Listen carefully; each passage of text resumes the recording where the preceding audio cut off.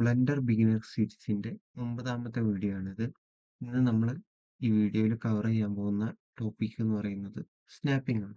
എന്താണ് സ്നാപ്പിംഗ്, എങ്ങനെയാണ് അത് ചെയ്യുന്നത് എന്നാണ് ഈ വീഡിയോയിൽ നമ്മൾ ഡീറ്റെയിൽ ആയിട്ട് നോക്കാൻ പോകുന്നത്. ഒരു ഒബ്ജക്റ്റിനെ മറ്റൊരു ഒബ്ജക്റ്റിന്റെ മുകളിൽ കറക്റ്റായിട്ടും എളുപ്പത്തിലും പ്ലേസ് ചെയ്യാൻ വേണ്ടിയിട്ടാണ് സ്നാപ്പിംഗ് യൂസ് ചെയ്യുന്നത്.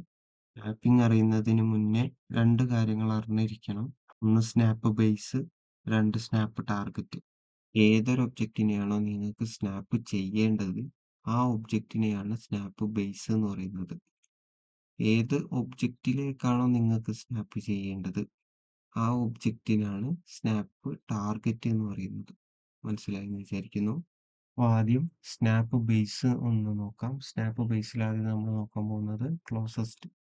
അപ്പോൾ ക്ലോസസ്റ്റ് എങ്ങനെയാണ് വർക്ക് ചെയ്യുന്നതെന്ന് വെച്ചാൽ, ഒബ്ജക്റ്റിന്റെ അടുത്ത പോയിന്റ് ടാർഗറ്റിലേക്ക് സ്നാപ്പ് ചെയ്യുന്നതിനാണ് ക്ലോസസ്റ്റ് നമ്മൾ ഉപയോഗിക്കുന്നത്. എക്സാമ്പിൾ കാണിച്ചു തരാം.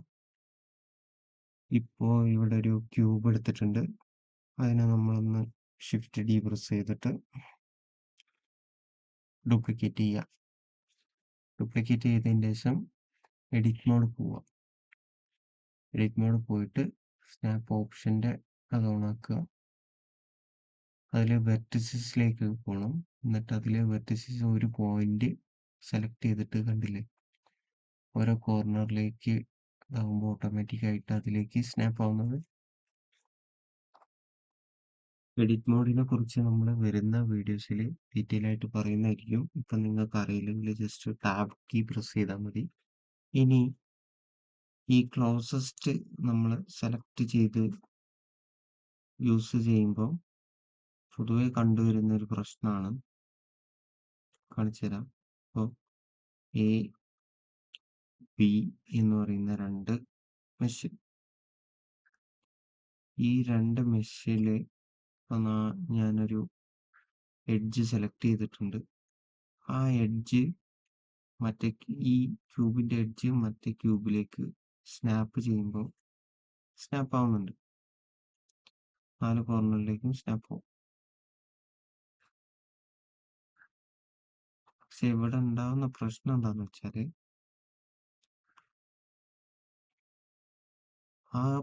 ഈ ഒരു പോയിന്റും ഈ ഒരു ക്രോസ് ആയിട്ട് ചെയ്യുമ്പോൾ അത് സ്നാപ്പ് ആവില്ല. കാണിച്ചു തരാം. മറ്റൊന്നായിട്ട് ചെയ്യുമ്പോൾ ആ എഡ്ജായിട്ട് സെലക്ട് ചെയ്തിട്ട് ചെയ്യുമ്പോൾ നോക്കിയോ, കണ്ടോ, പ്രോസസ്ഡ് ആയിട്ടുള്ള ഭാഗം ഓട്ടോമാറ്റിക് ആയിട്ട് അവിടെ സ്നാപ്പ് ആയി പോകും. അടുത്തത് നോക്കാം. അടുത്തതാണ് ആക്റ്റീവ്. സ്ക്രീനിൽ കാണുന്ന പോലെ ആക്റ്റീവ് സെലക്ട് ചെയ്യുക. ചെയ്തതിന് ശേഷം വെർട്ടിസിസിൽ ഇപ്പം 1 2 3 4 ഈ 4ാമത് നമ്മൾ സെലക്ട് ചെയ്തതാണ് ആക്റ്റീവായിട്ട് വരുന്നത്. ആ ആക്റ്റീവായിട്ട് വരുന്ന ആ വെർട്ടിസിസ് ആണ് നമ്മൾ സ്നാപ്പ് ചെയ്യുമ്പോൾ സ്നാപ്പ് ആവുക. അതിനെയാണ് നമ്മൾ ആക്റ്റീവ് എന്ന് പറയുന്നത്. നമ്മൾ ആക്റ്റീവ് എലമെന്റ്സ് പഠിച്ച പോലെ ഇതിലും ആക്റ്റീവായിട്ട് വർക്ക് ചെയ്യുന്നത് ആ ഒരു പാർട്ടായിരിക്കും. കണ്ടില്ലേ? അപ്പോൾ അത് മനസ്സിലായെന്ന് വിചാരിക്കുന്നു. അടുത്തത് മീഡിയൻ. മീഡിയൻ എന്ന് വെച്ചാൽ നമ്മൾ നേരത്തെ സെലക്ട് ചെയ്ത പോലെ തന്നെ ഈ ഒരു ക്യൂബിന്റെ 4 വെർട്ടിസസ്, അതായത് ഫേസ് സെലക്ട് ചെയ്യും. സെലക്ട് ചെയ്തതിൻ്റെ ശേഷം 4 ഫേസ് സെലക്ട് ചെയ്തതിൻ്റെ ശേഷം നമ്മൾ സ്നാപ്പ് ചെയ്താൽ സെൻറ്റർ ആയിട്ടാണ് അത് സ്നാപ്പ് ആവുക. എന്താന്ന് വെച്ചാൽ, മീഡിയൻ എന്ന് പറയുമ്പോൾ അതിൻ്റെ മിഡിൽ പോർഷൻ ആണ് സ്നാപ്പ് ആവുക. ഒബ്ജക്റ്റ് ആയാലും അല്ലെങ്കിൽ ചെയ്യുന്ന ഒബ്ജക്റ്റിന്റെ ഏത് എലമെന്റ് ആണെങ്കിലും അതിൻ്റെ മിഡിൽ പോർഷൻ വെച്ചിട്ടാണ് സ്നാപ്പ് ആവുക. അപ്പോൾ മീഡിയൻ മനസ്സിലായി എന്ന് വിചാരിക്കുന്നു. ഇനി നമുക്ക് അടുത്തതിലേക്ക് കടക്കാം. ഇതിലേക്ക് കടക്കുന്നതിന് മുന്നേ നമ്മുടെ ക്യൂബിലൊന്ന് ലൂപ്പ് കട്ട് ആഡ് ചെയ്യുക. Ctrl R പ്രസ് ചെയ്തതിന് ശേഷം ഒരു ക്രോസ് രീതിയിൽ ലൂപ്പ് കട്ട് ആഡ് ചെയ്യുക. ആഡ് ചെയ്തതിൻ്റെ ശേഷം അത് സെലക്ട് ചെയ്തിട്ട് ലെഫ്റ്റ് റൈറ്റ് ക്ലിക്ക് പ്രസ് ചെയ്താൽ നമ്മളെ 3D കഴ്സർ അങ്ങോട്ടേക്കാകും. ഇനി അതിൻ്റെ ശേഷം നമ്മൾ പിവിറ്റ് പോയിന്റ്സിൽ പോയിട്ട് 3D കഴ്സർ സെലക്ട് ചെയ്യും. 3D കഴ്സർ സെലക്ട് ചെയ്തതിന് ശേഷം ആ ക്യൂബിൻ്റെ ആ ഫേസ്, അതായത് നമ്മൾ ക്രോപ്പ് ചെയ്ത ആ ഫേസ് ഫുള്ളായിട്ട് നമ്മൾ സെലക്ട് ചെയ്യും. എന്നിട്ട് അവിടേക്ക് സ്നാപ്പ് ചെയ്ത് വെച്ച് കഴിഞ്ഞാൽ ആ 3D കഴ്സർ ഇരിക്കുന്ന ആ ഭാഗം സ്നാപ്പ് ആവുന്നത് നമുക്ക് കാണാൻ പറ്റും. ക്യൂബ് ഫുള്ളായിട്ട് സെലക്ട് ചെയ്ത് മറ്റേ ക്യൂബിൻ്റെ മേലെ വയ്ക്കുമ്പോൾ ആ 3D കഴ്സറിൻ്റെ ആ ഭാഗം സ്നാപ്പ് ആവുന്നത് കാണുന്നത്.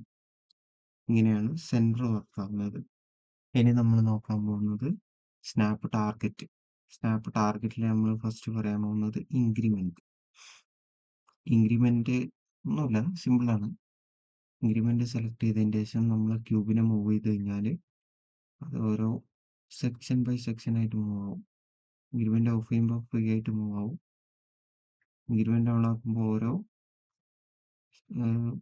സെക്ഷൻ ബൈ സെക്ഷൻ ആയിട്ട് മൂവ് ആവും. അതായത് ഓരോ ഗ്രിഡിലേക്ക്. സെപ്പറേറ്റ് ഗ്രിഡ് എന്ന് പറയുന്ന ഒരു ഓപ്ഷൻ ഉണ്ട്. രണ്ടും സെയിം രീതിയിൽ തന്നെയാണ് വർക്ക് ആവുന്നത്. അപ്പോൾ അത് രണ്ടും മനസ്സിലായി എന്ന് വിചാരിക്കുന്നു. ഇനി അടുത്തതാണ് വെർട്ടിസിസ്. വെർട്ടിസിസ് നമ്മൾ നേരത്തെ കാണിച്ചത് തന്നെയാണ്, ഓരോ വെർട്ടിസിസിലേക്ക് സ്നാപ്പ് ആക്കാൻ വേണ്ടിയിട്ട്. അടുത്തത് എഡ്ജ്. 2 വെർട്ടിസിനെയാണ് എഡ്ജ് എന്ന് പറയുന്നത്. അപ്പോൾ എഡ്ജ് സെലക്ട് ചെയ്ത് കഴിഞ്ഞാൽ ഏതാണോ സ്നാപ്പ് ചെയ്യേണ്ടത്, ഇതിലേക്കാണോ സ്നാപ്പ് ചെയ്യേണ്ടത് അതിൻ്റെ എഡ്ജിലേക്ക് സെലക്ട് ചെയ്യും. അടുത്തത് ഫേസ്. സെയിം ഫേസ് ലേക്ക് സ്നാപ്പ് ആക്കാൻ വേണ്ടിയിട്ട് കാണുന്നത് പോലെ ഫേസിലേക്ക് സ്നാപ്പ് ആവും. ഇനി അടുത്തതാണ് വോളിയം. വോളിയം എന്ന് പറഞ്ഞാൽ സ്നാപ്പ് ടാർഗറ്റിൻ്റെ സെൻറ്റർ വോളിയത്തിലേക്ക് സ്നാപ്പ് ചെയ്യാൻ വേണ്ടിയിട്ട്. ഇത് പൊതുവെ അങ്ങനെ ആരും യൂസ് ചെയ്യാറില്ല. ഇനി നമുക്ക് അടുത്തതിലേക്ക് നോക്കാം. ഒരു ക്യൂബ് സെലക്ട് ചെയ്തതിന് ശേഷം കുറച്ചൊന്ന് അഡ്ജസ്റ്റ് ചെയ്ത് വെക്കുക. എന്നിട്ട് അതിലെ ഒരു സൈഡ് വെർട്ടിസിസ് സെലക്ട് ചെയ്തിട്ട് നമ്മൾ സെൻറ്ററിലേക്ക് ഏകദേശം ഇവിടെ ആയിട്ട് പോകുമ്പോൾ സ്നാപ്പ് ആവും. ഇതാണ് എഡ്ജ് പെർപെൻഡിക്കുലർ. ഓപ്ഷൻസ് എടുത്താൽ നിങ്ങൾക്ക് കാണാൻ പറ്റും.